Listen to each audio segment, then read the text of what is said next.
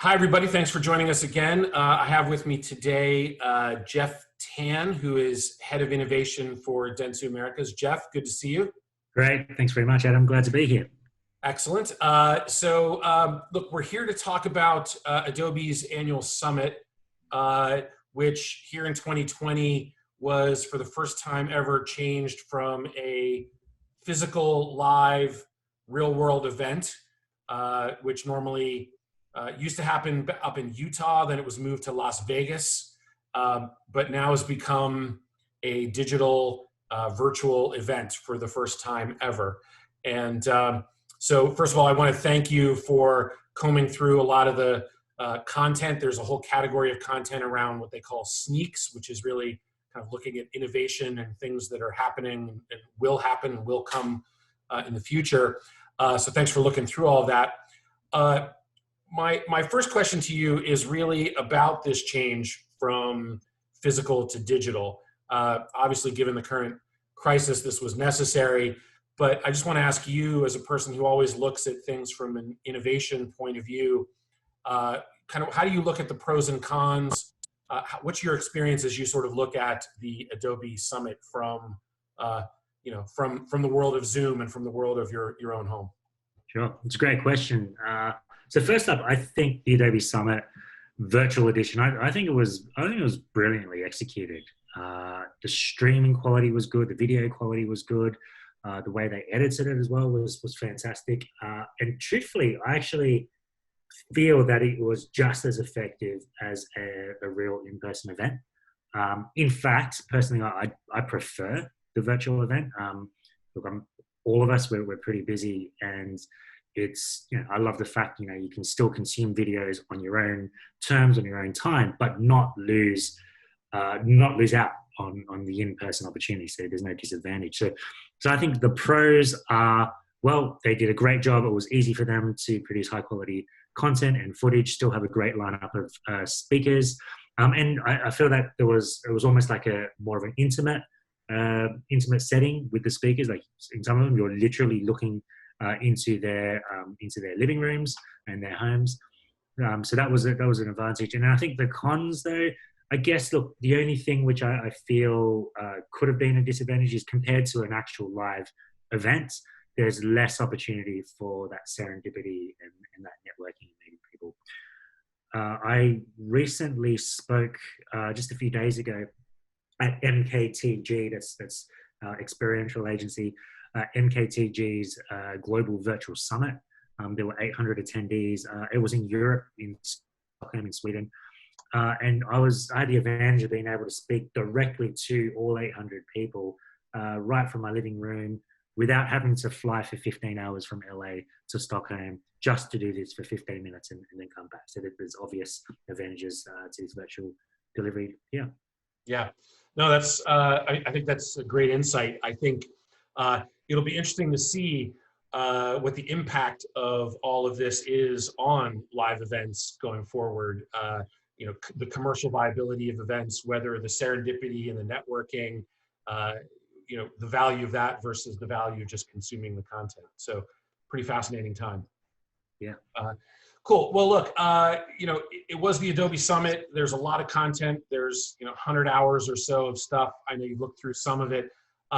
The specific category that we asked you to focus on, true to your view of the world, is looking at things that are innovative, things that are changing, things that may or may not come in the future.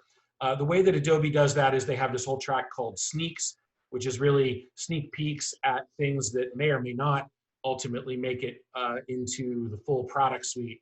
But there were a few things that I know you saw that looked interesting. There were three in particular, and I just wanted to highlight a couple of those or have you talk about those. The first one was this thing they called snippets, which was really sort of little content blurbs.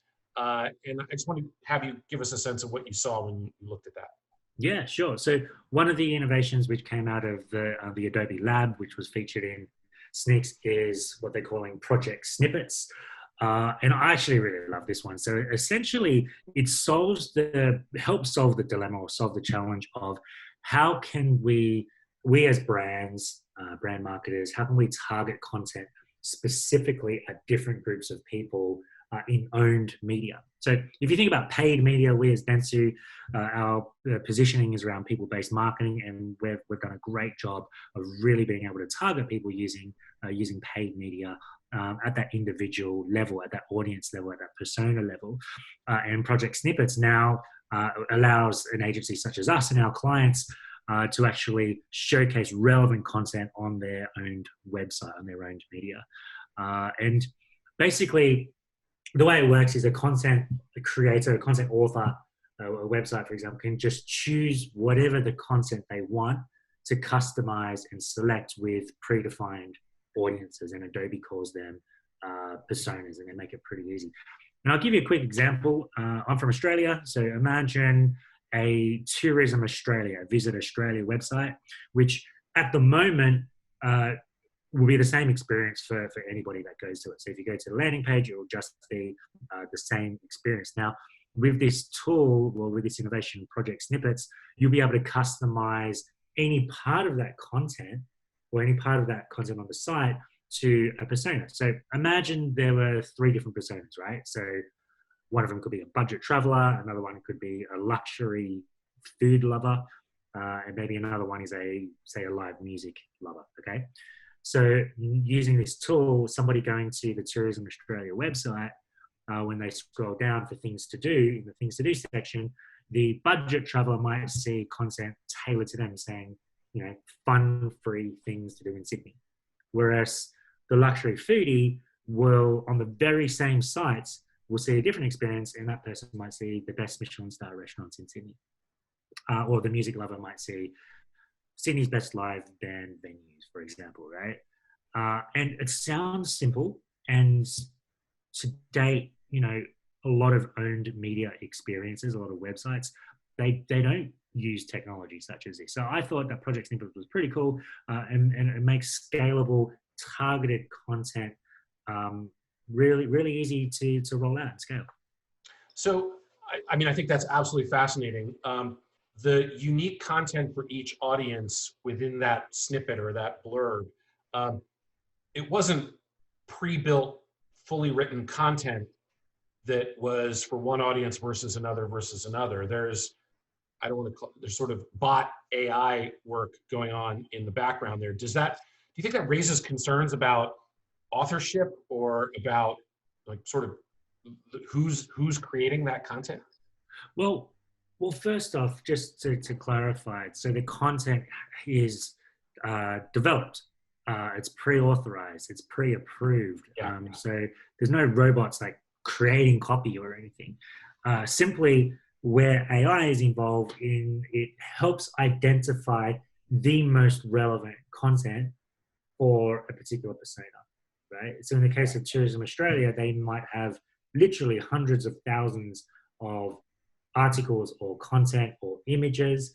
So this will help select the right one for a particular audience, but it's definitely not bot writing or taking creativity away from humans. Okay, so brands can still sort of manage the brand safety around the creation of that content. Oh yeah, absolutely. Excellent. Cool. So the second one, this one's going to sound a little bit obscure, but it's or sort of weirdly specific. But Project Close Swap is the one I think that you also looked at. There's some pretty fascinating stuff here about taking visual objects and modeling and allowing for many permutations to exist. Can you talk about what you saw here and what was interesting about it? Yeah, I thought this particular innovation, this platform was pretty cool. It's essentially solving for the challenge of retailers and e-commerce sites being able to optimize their websites.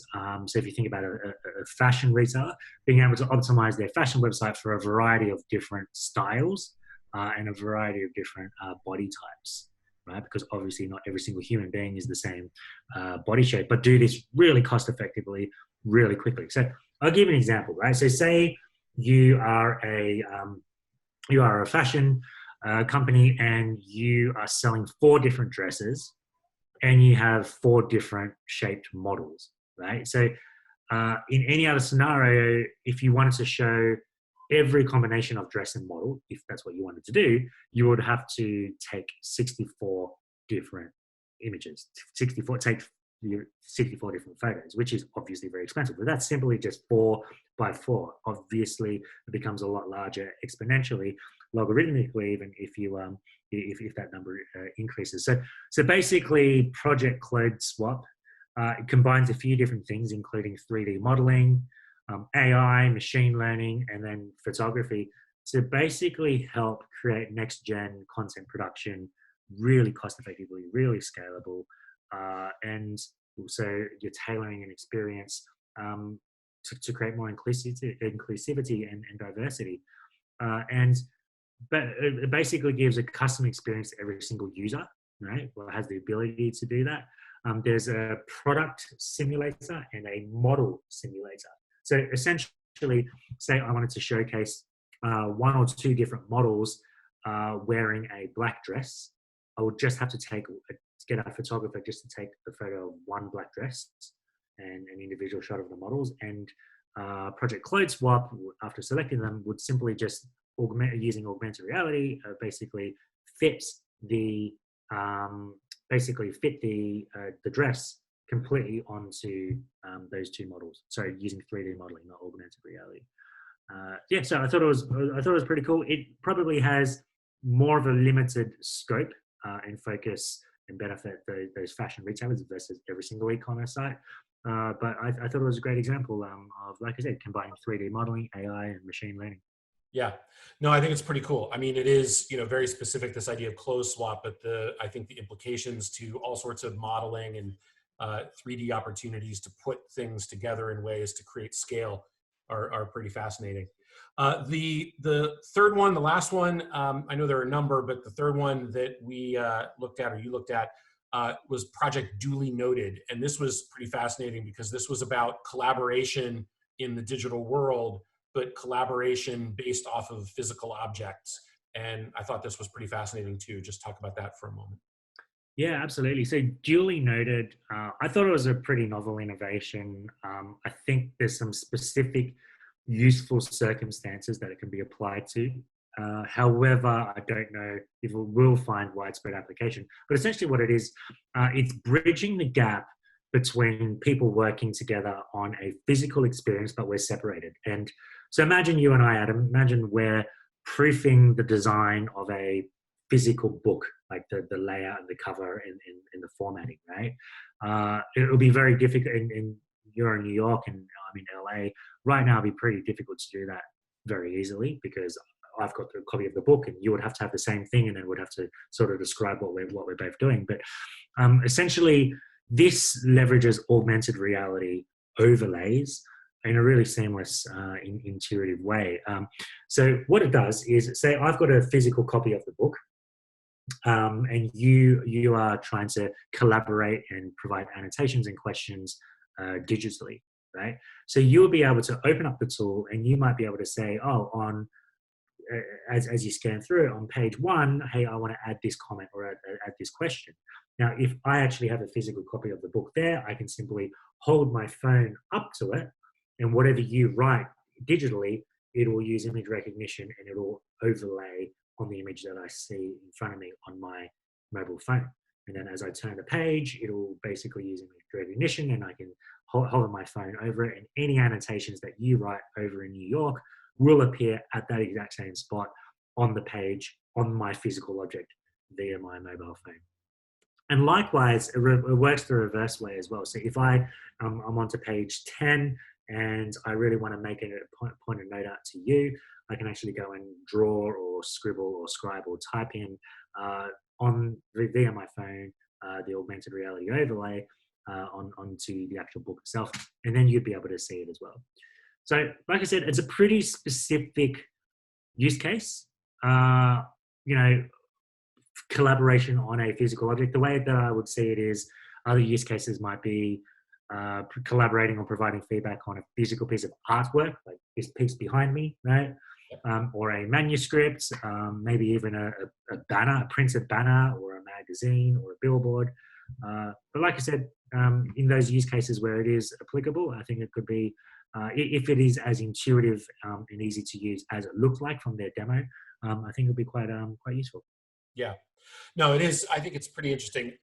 We already have so many tools where we can collaborate on digital documents, things. So the ability to take a unique object that exists in the world and sort of collaborate on it might have some interesting use cases. So we'll see. So as we wrap up, I do think it's interesting. I do applaud Adobe for this entire track. They're ready and willing to admit. I think they say something like 50 to 60% of these things that they feature are going to make their way into products, but they certainly want to showcase what they're thinking about, what's in the labs, what's working. It has me thinking that as we wrap up, one other question I want to ask you is, we're here doing this using lovely Zoom as our platform to get together. Adobe's putting all this content on demand on the net. We're at a pretty interesting time. Marketers are constantly, I think today, being faced with having to ask questions about, should I be optimizing experiences that I provide to my customers today, or should I be innovating and thinking about new experiences that I should be providing? Some people don't even know where to start. I want to do something, but I don't know what. How do I figure out what to do? So it's unfair of me to ask you, but sort of grace under pressure with a couple moments to go here. If you were going to talk to marketers about thinking about how to deal with change and how to deal with thinking about innovating and coming up with new ways to interact with customers and provide experience to customers. If you were going to give them a cheat sheet, what are the couple things they should be thinking about? Well, the first thing I'll say is that you shouldn't fall into the trap of thinking that innovation only involves technology, right? It doesn't. I believe innovation is much, much, much broader than that. I believe it's an internal mindset. That's what innovation is. Even at a personal innovation level, and I'm literally writing a book about this, that this mindset involves curiosity, a bit of rebellion, a lot of proactivity, a lot of empathy, a ton of determination, and just this refusal and this to give up and this innate stubbornness. Okay, so to me, innovation is about internal transformation from within the individual, which then extends to teams and then organizations. So I'll give you an example. So often teams, internal teams and clients as well, will say, hey, what are some cool, innovative things that are out there, right? As if innovation's a PR stunt or it's a magic pill that you take once a year and just to check off the innovation bucket. And now I always flip that back to them and say, well, innovation isn't a thing. It's got to be a part of us. It's got to be ingrained into our way of thinking. It's got to be integral into our processes, and especially in times like today, right? Especially where all our businesses are being disrupted. There's greater need to collaborate virtually. This mindset and this need and this change of thinking to keep pushing boundaries is more important than ever. Okay, and it should be encouraged at all levels of a company. And another misconception is that there should be one innovation person or one person in charge of all innovation, which is to me is not the right approach. Everyone should be and can be and should be innovators, and an innovative mindset needs to be prioritized when we're building teams. So to answer your question, I would say to clients, look, keep challenging your inherited limitation. So I call an inherited limitation something that we don't even question, that we've just accepted as a universal truth. And so in the world of marketing, we might say, oh, our consumers won't like that, or our client won't like that, or we tried that before, that wouldn't work. Now that's an inherited limitation that you're not challenging. That's an assumption. And so the next thing is to test those assumptions and to have a mindset of test, learn, deploy. You should be celebrating. I mean, there's a whole cliche of, oh yeah, let's celebrate wins and celebrate losses. Well, really, we need to be celebrate the learning behind that. So we should have a culture where we can try 10 things, and if only one of them works, that's fantastic. Let's quickly stop the other 9 and put all of our collective weight behind what works and reflect upon that. So you need that test, learn, deploy, and reflection is a key part of that. So that's basically the key point I wanted to make to you, Adam, is that innovation doesn't just exist in summits. It doesn't exist in just one person. It's not a thing that you can buy. It is an inherent, innate mindset which has to come from within. Yeah, that's fantastic. I could not agree with you more. I think that's this idea of it's got to, the sort of inspiration is always this idea of it's got to breathe from, sort of breathe from within. And you mentioned a particular, which is empathy. I think certainly this is a particular time where empathy for customers is very much something that should be at the front and center of our thinking, and might very easily allow us to drive to the kinds of things we should be doing for those customers if we've got empathy for them.